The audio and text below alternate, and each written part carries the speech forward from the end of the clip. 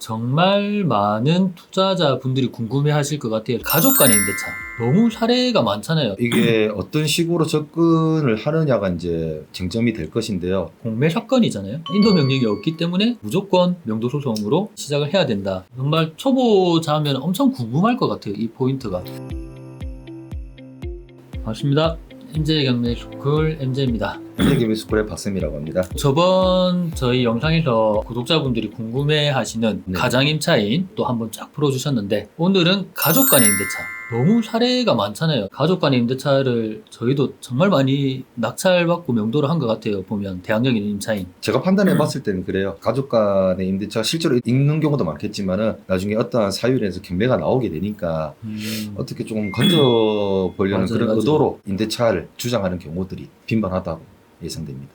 가족이 같이 공동생활을 하는데 경매가 진행이 됐고요. 대출을 정상적으로 받았고, 근데 뭐 전입이 빠르고 확정이 늦고 보통 그렇잖아요. 전입과 확정을 동시에는 잘 안 받잖아요. 네. 전입이 빠른데 이제 경매가 나오기야 뭐 2, 3년 전에 확정일자를 받고 하거나 아니면 확정을 안 받고 최우선 변제를 이렇게 요구하는 경우도 많죠. 그런 경우에 보통 우리가 쟁점을 뭘로 잡냐? 정상적인 금융기관의 담보대출을 받았기 때문에 이 사람은 임차인이 아니다. 아니면 공동생활을 하는 가족이기 때문에 임대차로 볼 수 없다. 이 포인트로 잡는 건지. 정말 초보자면 엄청 궁금할 것 같아요. 이 포인트가. 네, 맞습니다. 이게 어떤 식으로 접근을 하느냐가 이제 쟁점이 될 것인데요. 대다수가 전입 세대 우리가 보게 되지 않습니까? 네. 대항력 있는 임차인 같은 경우는 별도로 단독 세대주로 표시가 되어 있기 때문에 법원에서는 임차인으로 표기를 하게 되는 것이고, 그 임차인이 뭐라도 나중에 신고를 하게 되면은 대항력 있는 임차인으로 보여지는 거죠. 당연히 그 전입 일자가 건저당보다는 빠르기 때문에 없는 경우 우리가 신경을 쓸 필요가 없지 않습니까? 판단은 어차피 입찰자가 해야 되니까 대항력 있는 임차인이 있을 수 있으니 유하기 바람.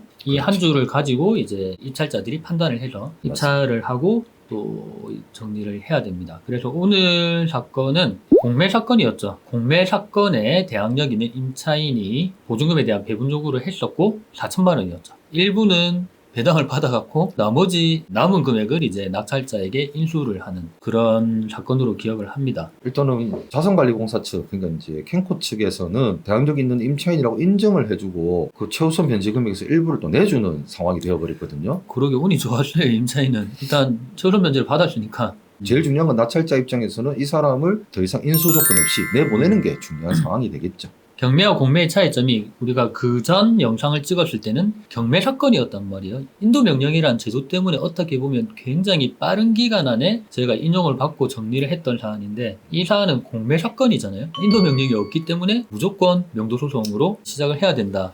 라는 그런 기간에 대한 불리한 점이 있을 수밖에 없겠네요. 아무래도 공매의 단점이자 장점으로도 봐야 될 수도 있겠죠. 이제 공매나 경매에 있어서 낙찰 가율이 공매가 조금 낮죠. 낮습니다. 예. 이유가 경매는 인도명령이라는 제도가 음. 있어서 손쉽게 해결할 수 있는 방안에 대신에 공매는 명도 소송을 거쳐야 되는. 부담스럽죠. 소송이란 자체가 초보자들이 하기가 되게 힘들고, 그래서 단독으로 낙찰을 받았었고, 그래서 해당 내역을 한번 보면은 2015년 4월 13일에 축협에서 2억 7,200이라는 근저당이 설정되면서 말소 기준 권리죠. 말소 기준 권리가 설정이 돼 있었는데, 그보다 더 빠른 8개월 정도 빠른 2014년 11월 24일에 임차인이 4천만 원에 작은 방 2개, 전체도 아닌 작은 방 2개를 점유를 하면서 배분 요구를 한 그런 내용이었습니다. 이러면서 외관상 이제 대항력 있는 임차인으로 표기가 되는 거죠. 근데 특이하게 이 사건을 검토를 할 당시에 이 임차인이 또 채무자였어요. 이때 이건 말이 안 되지 않냐, 가족일 가능성이 많다라고 판단을 해서 저희가 이렇게 명도 소송을 진행을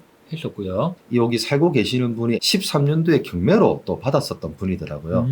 그래서 경매 내용에 대해서 좀 잘 알고 있었고 어느 이런 정도. 절차, 흐름도 잘 알고 있더라고요. 그리고 13년도, 14년도에 건저당권이 있었는데 지금은 이제 말소가 되었지만 대환 대출을 하면서 15년도 4월 달에 새로운 건전한권을 설정을 하면서 앞에 대출을 전부 다 없애게 되는데, 그러면서 가족이 있었던 14년도 11월 달에 전입했던 고분이 대항력 있는 임차인으로 순식간에 둔갑하게 되고요. 가족이 임차인으로 둔갑을 하면서 보증금까지 만들었는데, 그러면 명도소송의 내용이 어떻는지 한번 저희가 오픈을 해드리도록 하겠습니다. 명도소송이라고 하는 것은 부동산의 인도 명령의 내용이 있는 것과 흡사해요. 부동산의 인도 내용을 들여다보면은 낙찰자는 언제 잔금을 납부했다. 그게 이제 첫 번째 단락이 될 것이고요. 두 번째, 점유자한테 나가달라고 얘기했는데 안 나가주더라.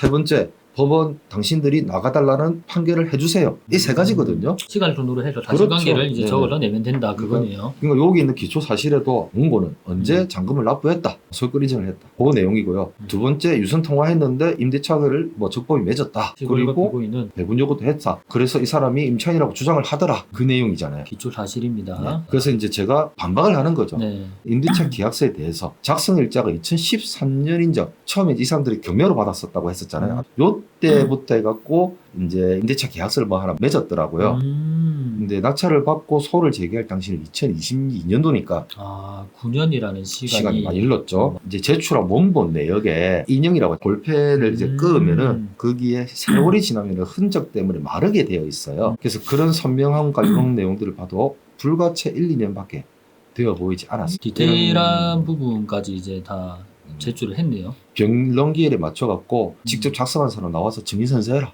그리고 그 계약이 맞다고 주장하면은 필적 감정하겠다. 그렇게 이제 주장을 했고요. 그래서 명도에 관해서 제가 이제 좀 더 주장한 내용에 주민등록표에 보면은 세대주가 있고요. 지금 동생은 세대원으로 등재가 돼 있었어요. 그 당시에 세대주하고 세대원은 같은 한 몸이거든요. 그런데 갑자기 둔갑해갖고 이제 전입을 나중에 세대주가 빼버리면은 세대원이 앞전에 있었던 그 전입일자를 그대로 잡고 가거든요. 그래서 당시부터 있었기 때문에 같은 한 몸으로 봐야 되지 않냐. 그게 첫 번째 내용이었고요. 그 다음 두 번째, 고등법원 판례긴 합니다. 대법원까지 가진 않았지만은 여기서 대법원까지는 심리 불속해 판단할 이유가 없다 해서 이제 기각이 났는데, 그 내용에 있어서의 쟁점이 임차인의 대항력 요건으로 요구하고 있는 주민등록은 거래 안전에 위하여 임차권의 존재를 제3자가 인식할 수 있게 하는 공시방법. 진정한 임차인이라고 하더라도 소유자와 동일 세대의 가족인 세대원 주민등록이 되어 있다면은 제3자가 과연 그 세대원까지 임차인으로 봐야 될 수 있느냐, 그렇게 기대할 수는 없다라는 뜻입니다. 왜냐하면 위와 같은 주민등록이 표상하는 바는 주택 소유자가 동일 세대의 가족인 세대원과 임차권을 매개로 하지 않고 함께 거주하는 통상의 점유관계와 아무런 차이가 없다. 정말적으로 임차인이라면은 별도의 세대주를 만들어야지 왜 세대원으로 들어와 있냐, 그렇게 본다 얘기죠. 실제로 그렇게 있으면서 임대차가 존재한다는 것은 극히 이례적이다라고 판시하고 있거든요. 아, 이 판례가 이렇게 해서 임차인이 아니다라고 결정이 난 판례네요, 그러니. 그렇죠. 세대주 안에 들어와 있는 세대원인 경우는 별도로 임대차로 볼 수가 없다. 이런 판례는 처음 본 그런 판례인데 굉장히 좋은 내용의 판례인 것 같습니다. 왜냐하면 시기적으로 경매 나오기 이전에는 이제 세대주와 세대원으로 있다가 경매가 나올 쯤 되니까 세대주가 빠져버리면 세대원이 세대주로 이제 바뀌게 되지 않습니까? 우리가 입찰하는 응찰자 입장에서는 알 수가 없어요. 이 사람이 같은 처음부터 세대원이었는지. 네. 근데 이제 가족으로 추정됨 또는 가족이 이렇게 적혀 있어도 사실 그 전까지 우리가 주민등록 등본을 볼 수 있는 것도 아니고 전입세대를 쫓아갈 수 있는 내용들도 아니거든요.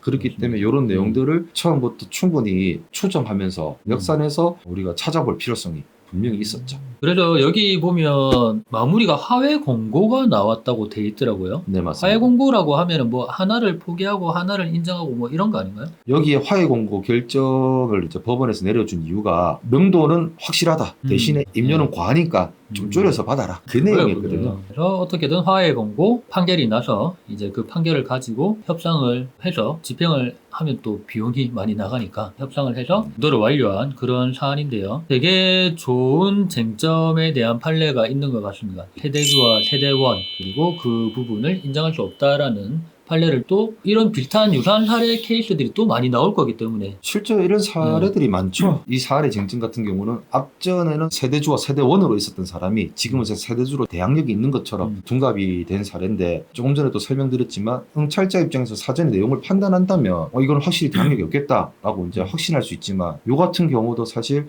등기부등본을 보면서 역산해서 공매 조자에 대한 확신을 거기까지 가져가지 않았나, 그렇게 보는 것 같습니다. 그리고 또 첫 책이 나온다고 들었어요. 첫 번째 책이. 네, 지금 준비하고 있습니다. 제가 이제 여기에 몸담으면서 있었던 회원분들 수익 사례 또는 회사에서 자체 투자했던 수익 사례를 가지고 결코 특수물건도 어렵지 않다, 어떻게 접근을 하면 된다라는 거를 이제 이번에 한번 쓰게 되었습니다.